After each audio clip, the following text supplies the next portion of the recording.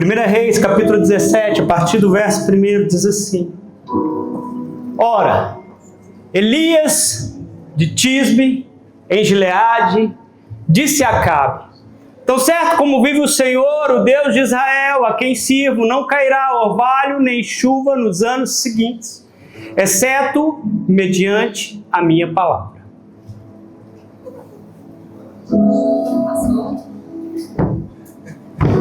Depois disso, a palavra do Senhor veio a Elias,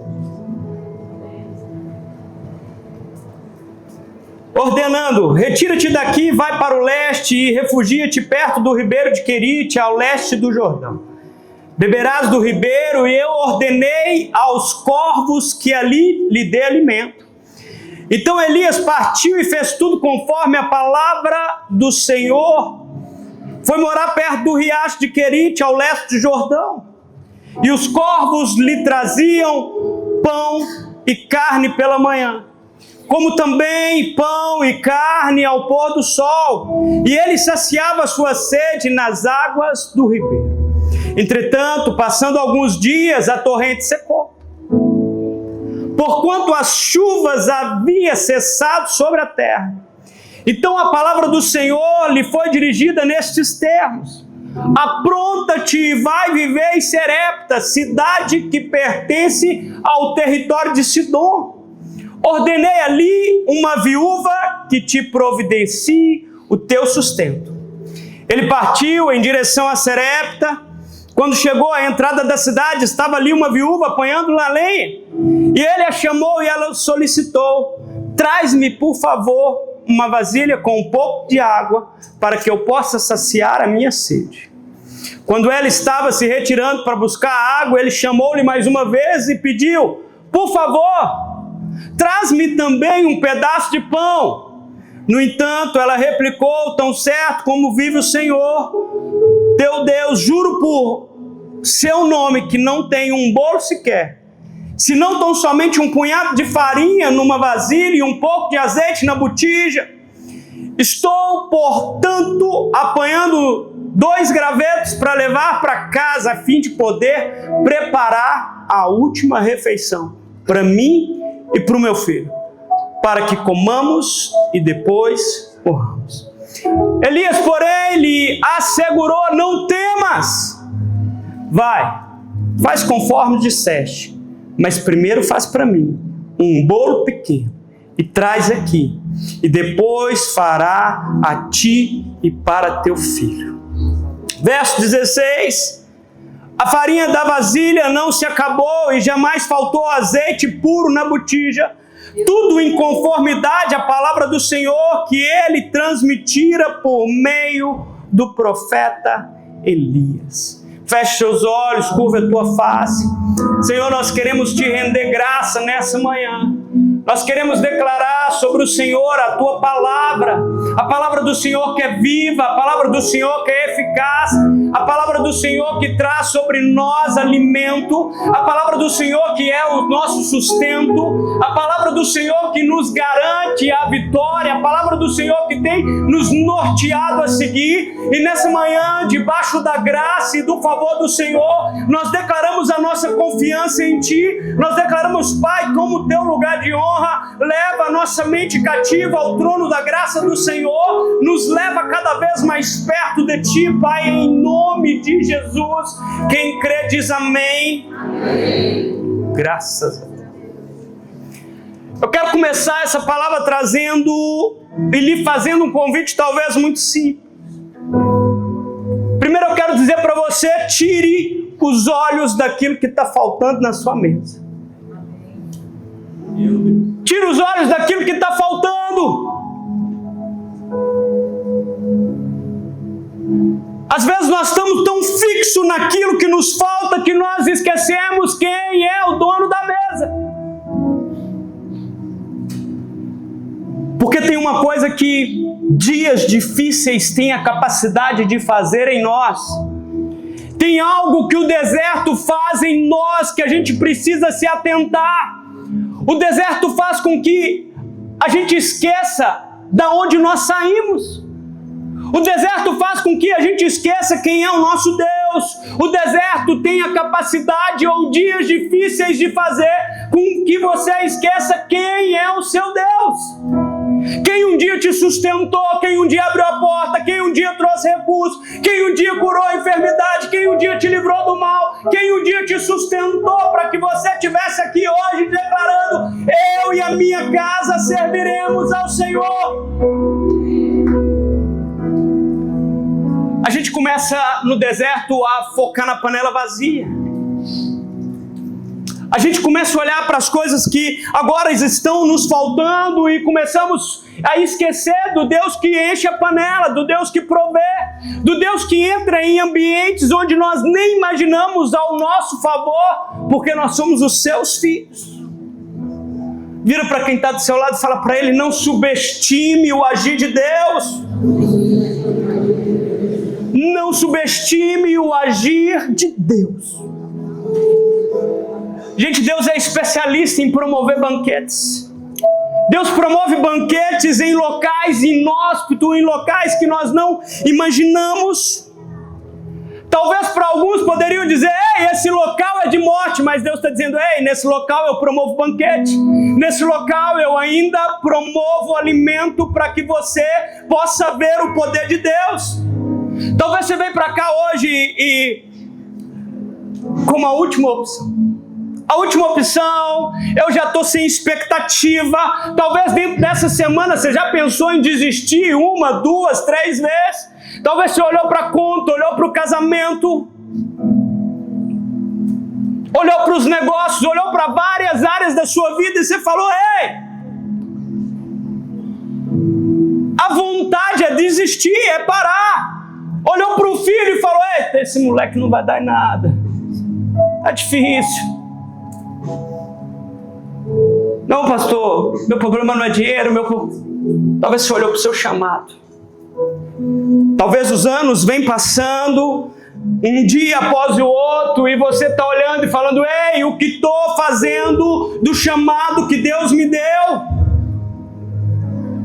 Talvez a gente se perguntou: será que tem uma saída diante de tamanha situação? Eu preciso que você entenda, você está medindo a sua vida pelo tamanho da sua panela, você está medindo a sua vida pelos seus olhos natural, você está medindo a sua vida por aquilo que você está vendo, que está faltando, e Deus está dizendo: ei, embora na terra ainda não tenha, eu estou provendo do céu, porque eu sou o Deus que cuida dos filhos. Já reparou que a gente está sempre olhando no natural, na ótica natural? Ei, no natural falta, mas no céu nunca faltou. Deus prometeu que Ele iria nos sustentar. Pensa comigo. A gente cresceu achando que a bênção de Deus ela tinha um endereço fixo. Crescemos talvez achando que a provisão ela precisa entrar pela porta da frente. Você já reparou que nós criamos padrões para que a bênção de Deus pudesse nos alcançar? Não, isso tem cara de bênção de Deus. Isso tem cara de milagre do Senhor. A gente acha: não, a bênção vai chegar pela porta da frente. Ela vai chegar no horário certo. Ela vai vir embrulhada num laço de presente. Nós criamos ideias para que a bênção de Deus se comporte conforme aquilo que nós pensamos. E aí quando Deus vira e fala: ei, eu vou fazer diferente. Eu vou mudar a forma de agir para que você entenda que não é da forma que você pensa, mas é da forma que eu posso fazer. Porque a palavra de Deus diz que Deus é poderoso para fazer infinitamente mais. Pastor, qual que é o problema? O problema é que nós desprezamos o milagre que não vem na roupagem que nós queremos. Estão comigo? A gente começa a desprezar tudo aquilo que não encaixa na ideia que nós criamos. Mas pensa comigo, o Deus da Bíblia, escuta isso com graça, com favor, com peso espiritual. O Deus da Bíblia é especialista em quebrar roupagens, paradigmas. O Deus da Bíblia é especialista em em sustentar pessoas certas em lugar que para alguns podem dizer não, mas esse lugar é errado, mas Deus está dizendo, eu sou especialista em sustentar os meus. Deus sustentou o povo no deserto. Não tinha água. Deus sustentou o povo no deserto. Não tinha trigo. Deus sustentou o povo no deserto. A Bíblia fala que o maná descia do céu. Deus sustentou uma multidão com 5 pães e 2 peixinhos. Deus quebra paradigmas. Deus quebra a lógica humana. Em alguns momentos Deus está dizendo, ei, aquilo que você acha que não era por meio daquilo que eu vou fazer. Nós criamos uma roupagem.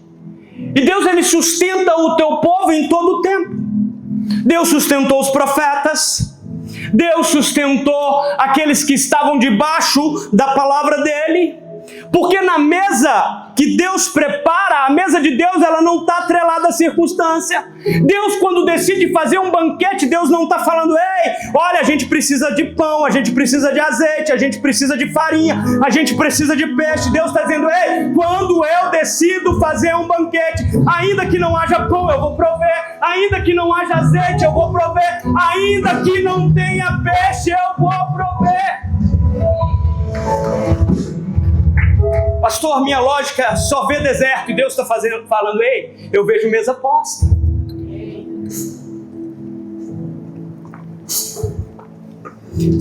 Talvez você está aí pensando em algumas áreas ou em alguma coisa que você está dizendo, pastor, mas parece que é deserto. E Deus está dizendo, eu vejo mesa posta. Talvez seja a resposta para você nessa manhã. E eu quero caminhar com você nesse texto de 1 Reis. Capítulo 17. Algumas coisas que Deus falou comigo sobre esse tema. E uma das coisas que me chama a atenção é que o pão, ele veio pelo bico que talvez alguns desprezariam. Estão comigo? Às vezes, Deus vai prover o sustento de um lugar que você despreza. Talvez Deus está fazendo algo e está dizendo, ei, eu estou provendo algo para você, mas você está achando que porque não é com a sua roupagem, porque não fala do jeito que você quer, porque não prega do jeito que você quer, porque não encaixa na sua roupagem, você está pensando, ei, a história começa num tempo de seca. Diga comigo, seca. Não era uma seca qualquer, gente. Era uma seca decretada. Era como se alguém tivesse ido e falado, ei, vamos fechar o registro? Vamos fechar o registro dos céus? E esse que decidiu fechar o registro era Elias. Elias chega diante de Acabe e diz uma palavra que fecha os céus. Presta atenção. Palavra que sai da sua boca, ela pode abrir o céu, mas ela pode trancar o céu. Palavra que sai da sua boca pode abençoar a sua casa, mas pode destruir a sua casa. Palavra que sai da sua boca pode abençoar os seus filhos, mas pode destruir os seus filhos. Pastor, o que o senhor está dizendo? Cuidado com aquilo que sai da sua boca.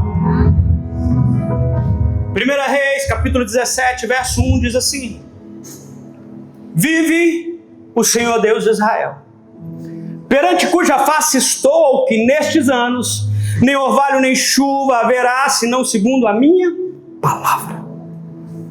E aí vem um detalhe que talvez muita gente não conseguiu perceber. Quem decretou a seca foi quem? Elias. Diga, Elias.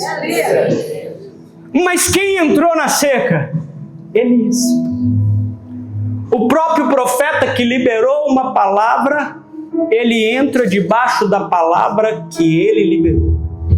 O profeta que fechou o céu, agora vai ter de aprender a viver com o céu fechado. Pastor, não estou entendendo, vou te explicar. Ei, aquilo que você libera, você é cúmplice daquilo. Aquilo que você declara, minha esposa é uma bênção, a minha casa é uma bênção, a minha família é uma bênção. Ei, vai caminhar debaixo da bênção. Mas se você declarar que a minha casa é fonte seca, que lá é deserto, ei, vá viver no no deserto. Presta atenção. Às vezes o deserto, a gente sempre associa deserto com pecado, a gente associa deserto com a ausência de Deus, a gente associa deserto como um erro. Talvez porque Deus esqueceu, talvez porque algo está acontecendo e pra gente deserto está falando que deserto é um lugar onde talvez Deus não esteja, deserto é um lugar de provação, deserto é um lugar de muita força, de resistência.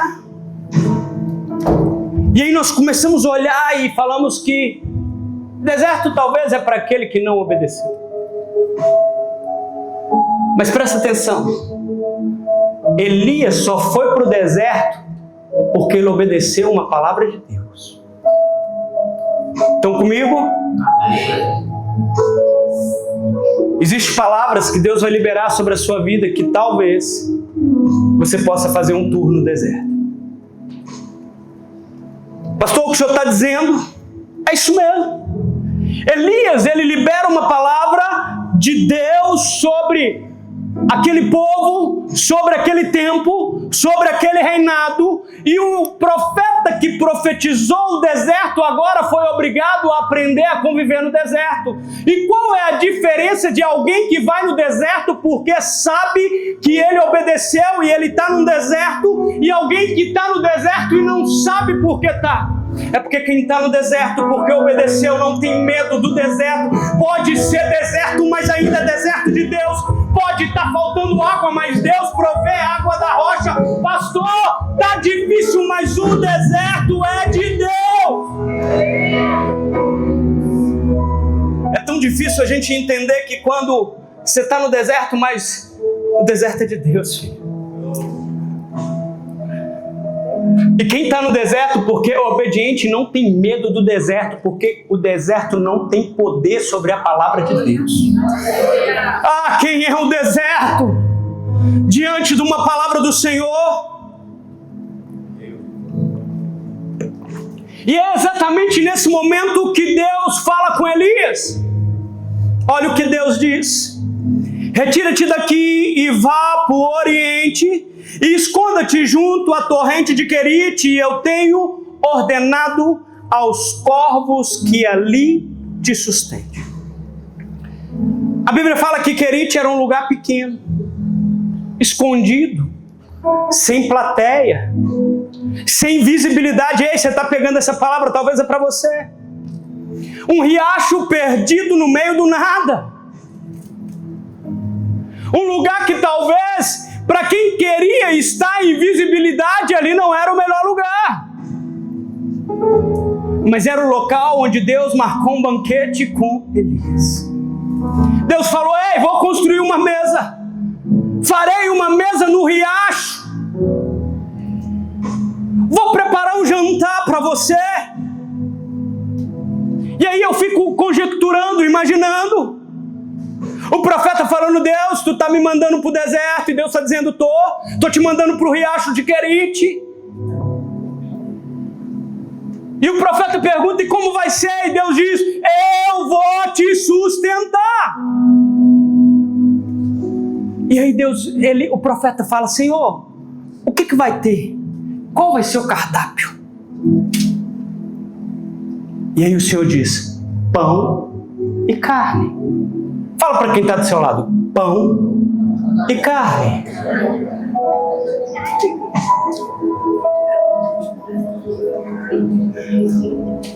Elias vira e fala: Senhor, que bênção! O Senhor vai prover pão e vai prover carne. E Deus diz: vou.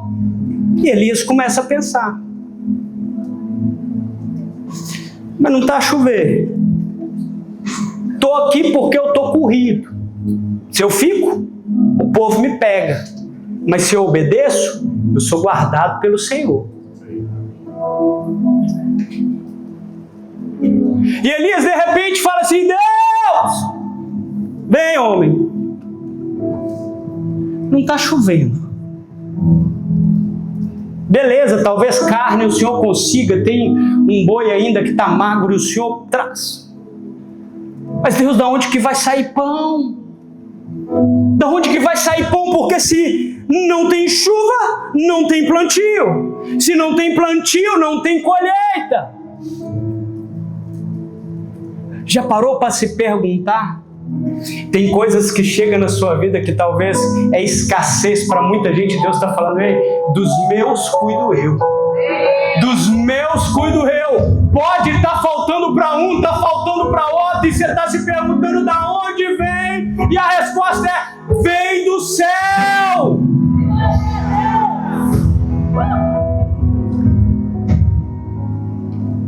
Beleza, Deus, tu vai mandar do céu. Senhor, quem vai ser o garçom? Deus diz: corvos. Diga comigo, corvos. Você precisa entender um pouquinho do que estava acontecendo. O corvo, dentro da cultura de Israel, é um animal imundo. Uma ave considerada impura, imunda, e que o israelita, ou o judeu, ele não tinha o hábito de tocar e muito menos comer. Porque o corvo era sinônimo de carniça, sinônimo daquele que come coisa morta, come coisa podre. Se tinha uma ave, talvez, que Elias iria dizer: Senhor, não tem um pombo? Senhor, manda uma águia. Mas Deus decide mandar corvos. Talvez ele poderia dizer: fique longe de mim, corvo. E foi exatamente essa ave que Deus escalou para sustentar e para servir o profeta. Deus, muitas das vezes, vai pegar o canal que você jamais escolheria e vai fazer dele o seu sustento. Deus vai pegar algumas coisas que talvez você diz assim: ei, é desprezado, e Deus está dizendo: ei, eu pego o desprezado, eu faço por meio do desprezado. Talvez você vai olhar e falar: Senhor, mas não tem boa aparência, e Deus está dizendo: eu não estou preocupado com a aparência. Sem chuva, sem trigo, sem plantação, sem celeiro, mas mesmo assim a Bíblia diz: e os corvos lhe traziam pão e carne pela manhã, também pão e carne à tarde, e bebida diante da torrente. Ei, levanta sua mão, eu quero profetizar sobre a sua vida. Pai, em nome de Jesus, eu oro e declaro sobre a vida dos meus irmãos, aonde alguns estão dizendo: mas é tempo de escassez, mas nós estamos declarando: é tempo de abundância sobre a sua vida, sobre a sua casa, sobre a sua empresa. Pastor, mas já tem muita gente fazendo, mas Deus está dizendo: eu é que sopro o teu nome, sou eu que te guardo, sou eu que te sustento, em nome de Jesus. Toma posse dessa palavra.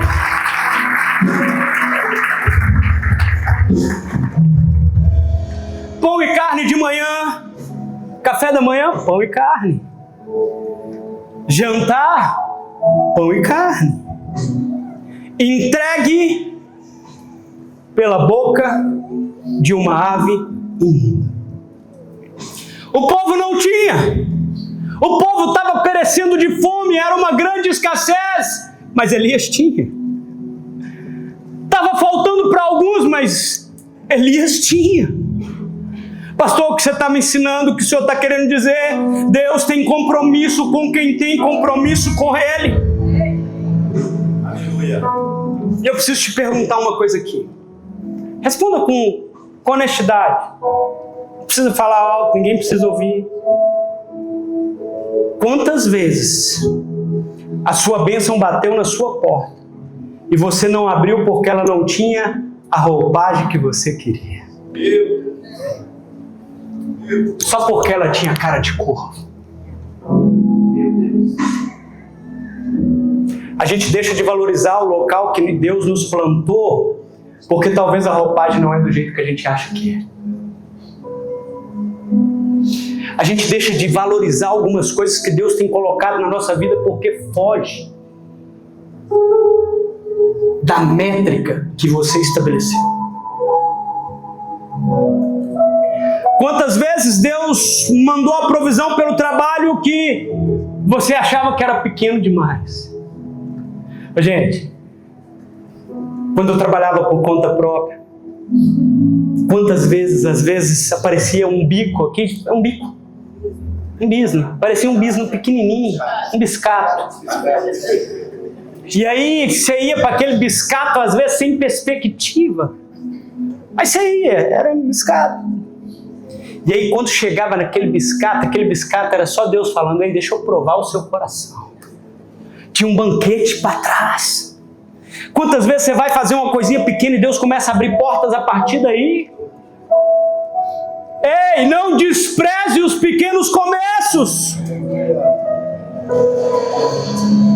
Deus já mandou provisão por meio de coisa muito pequena.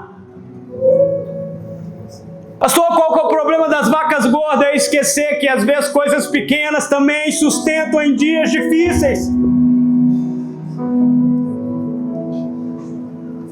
Esquecer que Deus faz coisas grandes ficar pequenas e coisas pequenas ficar grandes. Não, Senhor, isso não é para mim, não pode ser. Tá com cara de corvo. Não parece águia, mas parece corvo. E aí a gente começa a julgar pela roupagem, pela forma, por causa da forma que fala, da forma que anda, da forma que veste. O problema é que quando Elias estava dizendo: Senhor, manda outra coisa, Deus estava dizendo: eu já despachei o corvo para te sustentar. E agora Elias precisava caminhar debaixo daquilo, e aqui está uma chave, algo que mexe com o meu coração. O corvo, ele não anula o milagre, não, o corvo é o milagre de Deus. O envelope pode estar até feio por fora, mas não muda o que está dentro. Está comigo? O envelope pode até estar feio por fora, mas não muda o que está dentro. Tem gente que está olhando para você e está julgando pela forma que você é, mas Deus está dizendo: há uma unção, há uma palavra, há uma promessa dentro dessa pessoa. Eu sou Deus que velo pela minha palavra.